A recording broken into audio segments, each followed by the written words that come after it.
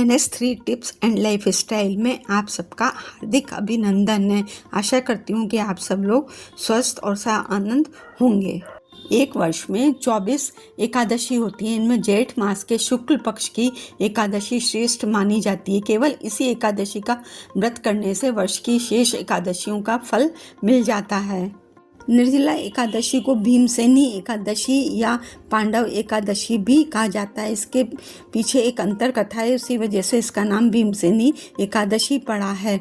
ज्येष्ठ मास के शुक्ल पक्ष में पड़ने वाली इस एकादशी में अन्न के साथ साथ जल का त्याग भी पूर्ण रूप से 24 घंटे के लिए किया जाता है, जो भक्तों के संयम की सबसे बड़ी परीक्षा होती है। किंतु बुजुर्ग हैं, बच्चे हैं या बीमार लोग हैं, वो व्रत नहीं रख सकते, उपवास नहीं रख सकते, तो व्रत करके फलाहारी चीज़ें खा सकते हैं। शास्त्रों के अनुसार जो भक्त पूरे साल की सभी एकादशियों का व्रत नहीं कर पाते हैं, वे केवल निर्जला एकादशी का व्रत करके पूरे वर्ष की एकादशियों के समान पुण्य फल और मोक्ष प्राप्त कर सकते हैं। निर्जला एकादशी का कितना महत्व है, इसके पीछे एक अंतर कथा है।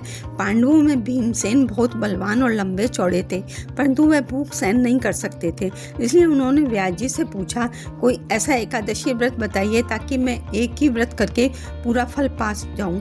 व्यास जी ने उन्हें ये निर्जला एकादशी बताई। बड़ी कठिनाई से भीम ने इस दिन निर्जल रहकर इस व्रत को किया, क्योंकि वो 24 एकादशी नहीं कर पाते थे। तो इसी तरह से हम लोगों में से भी जो 24 एकादशी नहीं कर सकते, वो इस दिन व्रत रख के, उपवास रख के फल पा सकते हैं।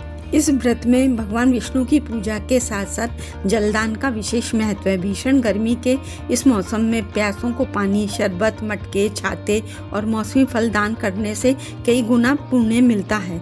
निर्जला व्रत वैज्ञानिक रूप से भी शरीर के पाचन तंत्र को शुद्ध और डिटॉक्स करने के लिए फायदेमंद माना जाता है। पूरे दिन जल के बिना बिताना व्यक्ति की मानसिक और शारीरिक सहन शक्ति को भी बढ़ाता है। ये व्रत पूर्ण रूप से भगवान विष्णु को समर्पित है। इस दिन व्रत रखने और ओम नमो भगवते वासुदेवाय मंत्र का जाप करने से भक्तों के सभी ज्ञात अज्ञात पाप नष्ट हो जाते हैं और उन्हें वैकुंठ धाम की मोक्ष की प्राप्ति होती है।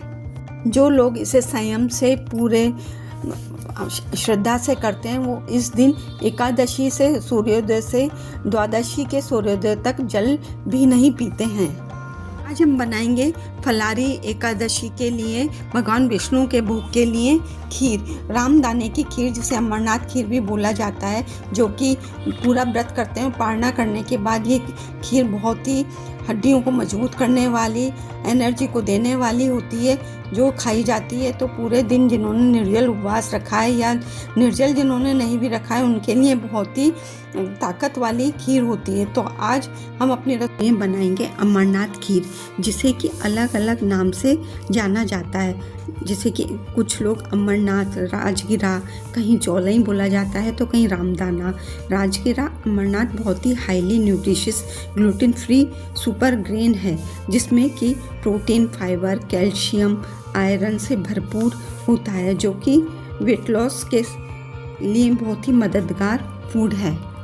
राजगिरा, अमरनाथ या रामदाना बोन्स को हेल्दी रखता है, तो साथ में डाइजेशन को दुरुस्त रखने में मददगार है।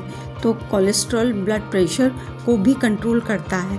हेल्थ कॉन्शियस लोग अपनी डाइट में शामिल कर सकते हैं, तथा व्रत उपवास में ये बेहतर फास्टिंग फूड है, जिसे कि हम लड्डू, बर्फ़ी, खीर व पुलाव बना सकते हैं। आज हम बनाएंगे खीर। कहीं कहीं इसकी खाली सीड्स ही मिलती हैं, जिसे कि रोस्ट करके फुलाना पड़ता है।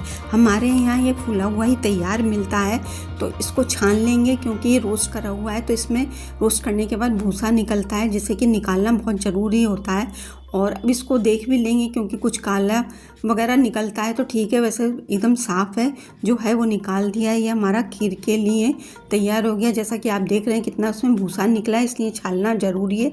उसके बाद एकदम सिंपल लगातार चलाते हुए इसे हल्का सा कलर सुनहरा होने तक इसे रोस्ट करेंगे। ज़्यादा नहीं करना है, नहीं तो नीचे से कालापन आने लगेगा। ये जैसा कि आप देख रहे हैं हमारा रोस्ट हो चुका है। अब गैस बंद कर देंगे और खीर बनाने के लिए 350 मिलीलीटर दूध को उबाल लिया है। ये उबाल आ चुका है। अब इसमें हम आधा छोटा चम्मच इलायची पाउडर मिला देंगे, ताकि पूरी फ्लेवर उसमें अच्छी तरह से खीर में आ जाएगी। और इसी समय हम मिला देंगे इसमें 1 कप रामदाना अमरनाथ, इसको मिलाकर मिक्स कर देंगे। और अब इसमें थोड़ा सा हम 1 से 2 मिनट इसे पकने देंगे। इसके बाद इसमें हम 1/4 कप मखाना या उससे ज़्यादा आप चाहें तो मिला सकते हैं। मिलाकर इसको भी 1 से 2 मिनट पकाएंगे। ये हल्के हाथ से चलाकर सिंपल ही हमें सारा काम करना है, नहीं तो बहुत जल्दी गाढ़ा पड़ जाएगा और ये वैसे बहुत जल्दी कुक होता है। अब ड्राई फ्रूट जो भी आप मिलाना चाहें मिला सकते हैं। किशमिश है, बादाम, काजू को चॉप कर लिया था। 1 चम्मच इसमें पिस्ता, हवाई डाल दी है और अब इसे पकने देंगे क्योंकि अभी काफ़ी पतला है।